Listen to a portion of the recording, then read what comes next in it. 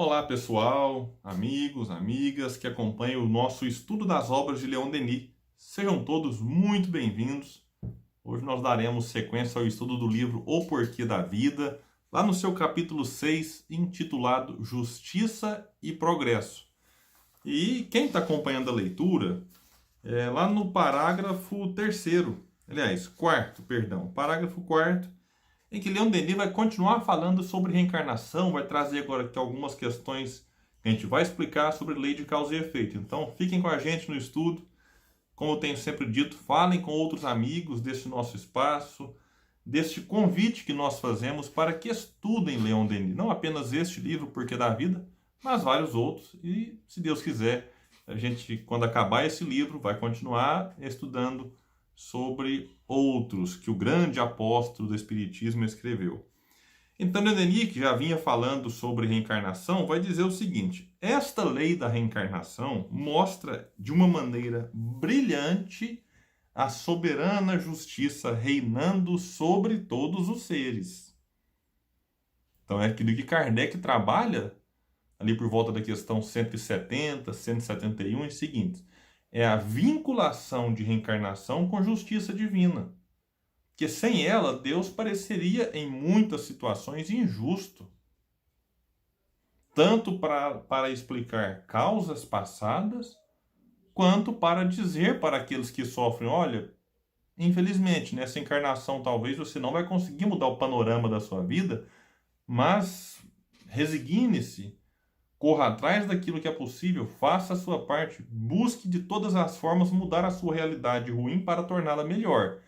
Mas não dando conta, não sendo isso possível, haverá outras encarnações em que a gente vai reencarnar em muitas situações diferentes, aqueles que sabem sofrer, aqueles que tiram o aprendizado do sofrimento, terão oportunidade de reencarnar em outras situações melhores.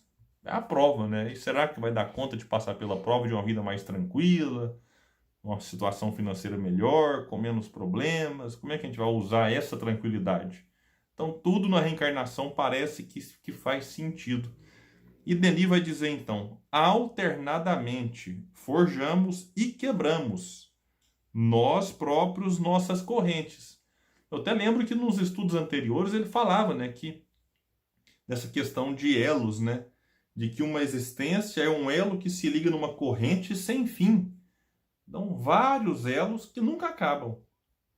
E vai espichando essa corrente para frente. Ele vai falar, então, que num outro sentido agora, de corrente, naquela ideia de que nos aprisiona nas prisões antigas, e talvez em alguns países ainda se usa esse tipo, né, de corrente para prender o indivíduo a uma grade.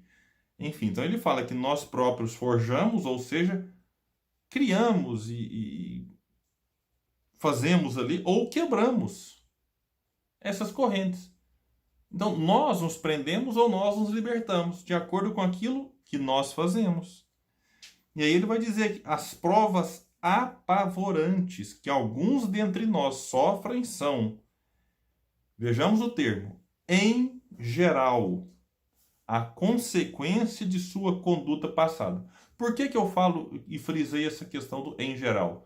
Porque a gente não pode generalizar. Esse é um equívoco que nós cometemos quando vamos falar de lei de causa e efeito, em que a gente generaliza e começa a criar quase que fórmulas matemáticas. Ah, se você nasceu assim é porque você fez aquilo. Se você fizer isso, você vai reencarnar desse jeito. E a gente começa a olhar para todo mundo, sobretudo se a pessoa passa por uma prova mais difícil, por uma expiação. E a gente quer já olhar para outra encarnação e dizer: ah, também se foi fazer aquilo, agora aguenta as consequências. E não, pode ser que não tenha sido. Daí ele fala em geral. E por que fala em geral? Porque pode ter algum tipo de situação que a gente passa nessa encarnação que não é consequência do que eu fiz no passado. Pode ser consequência do que eu pedi. Ele trabalha isso no livro Problema do Ser e do Destino, que é um equívoco a gente achar que todo mundo que passa por sofrimento está resgatando dívida de passado. Pode ser que uma alma, ele vai dizer, não com essas palavras, mas a ideia é essa, e que uma alma desejosa de maiores progressos peça, antes de encarnar, algum tipo de prova mais difícil. Olha, eu quero passar por isso. Aí os benfeitores chegam e falam, oh, mas você não precisa. Não, mas eu quero. Mas não precisa. Mas eu quero dar uma aceleradinha no progresso. Eu quero aumentar a velocidade aqui. E aí você pode mandar uma prova mais difícil? E aí os espíritos, tudo bem então. E aí eles aceitam, e a gente às vezes não precisaria reencarnar naquele contexto e reencarna. Porque pediu e não porque está ali pagando dívida. É um termo que eu nem gosto muito de usar, mas eu me apego mais à ideia, sabe? Esse negócio de pagamento de dívida, apesar de ser um termo, eu repito, eu não uso muito, mas é aquela famosa ideia de que, se eu fiz algo no passado, eu contraí um débito e a forma de eu pagar esse débito é sofrendo. O problema disso é achar que eu só pago o débito sofrendo, e não é bem assim. Há N formas de, entre aspas, pagar débitos contraídos no passado. Uma delas é trabalhando pelo bem da sociedade. Aquele indivíduo que eventualmente matou dezenas de pessoas, ele não precisa reencarnar dezenas de vezes para ser assassinado. Ele pode reencarnar para ajudar coletivamente muitas pessoas.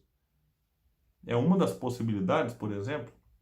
Ele pode reencarnar com uma função de ser político e com a sua atuação, se ele souber aproveitar, em um mandato, por exemplo, de 4 anos, como é no Brasil, 5 anos em alguns outros países, no mandato, cumprindo bem a sua função, ele pode ajudar milhares, até milhões de pessoas com alguma ação, com alguma lei que ele sugere, que ele sanciona, enfim. E assim a gente vai, em larga escala, eventualmente, ajudando pessoas que outrora prejudicamos. É uma possibilidade. Eu não quero dizer também que todo político seja um espírito comprometido do passado. O meu intuito principal aqui hoje é dizer para vocês, não existe matemática quando se trata de lei de causa e efeito. Não dá para ficar olhando para todo mundo e tentando imaginar o que é que já fez para merecer aquilo, ou para estar naquela função. Gente, vamos olhar para frente. Leon Denis vai trazer aqui algumas possibilidades, só para nos ilustrar de uma maneira pedagógica o que pode acontecer, e eu vou explicar. A gente precisa tirar dentro do movimento espírita essa ideia de fez isso, vai ter aquilo. Eu, particularmente, não gosto muito disso, mas respeito, eventualmente, quem goste. Vai dizer, então, Leon Denis, o déspota renasce escravo. Então, aquele que fez mau uso do seu poder, que foi um tirano, que foi um ditador, que foi um autoritário, ele agora reencarna escravo, onde eventualmente tem regime de escravidão. Nos países civilizados, a escravidão formal não existe mais. E o Brasil, né, onde eu sei que muitos acompanham esse nosso estudo de outros países, mas o Brasil, para nossa vergonha, foi o último país a abolir a escravidão. Então, talvez espíritos reencarnariam na escravidão, passando pelas dificuldades. William, então, já que os escravos eram déspotas do passado, por que a gente lutou pela abolição da escravidão? Meus amigos, porque é uma questão de humanidade.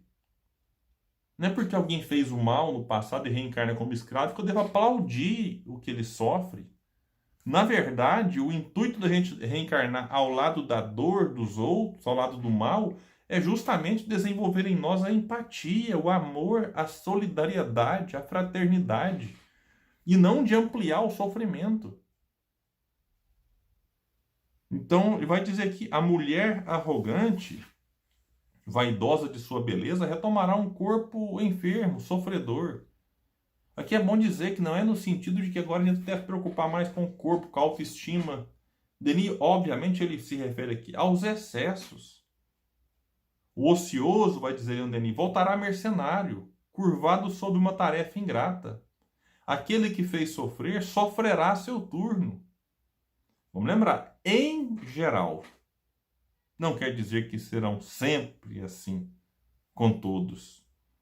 Inútil, vai dizer Leon Denis, procurar o inferno nas regiões desconhecidas e distantes. O inferno está em nós.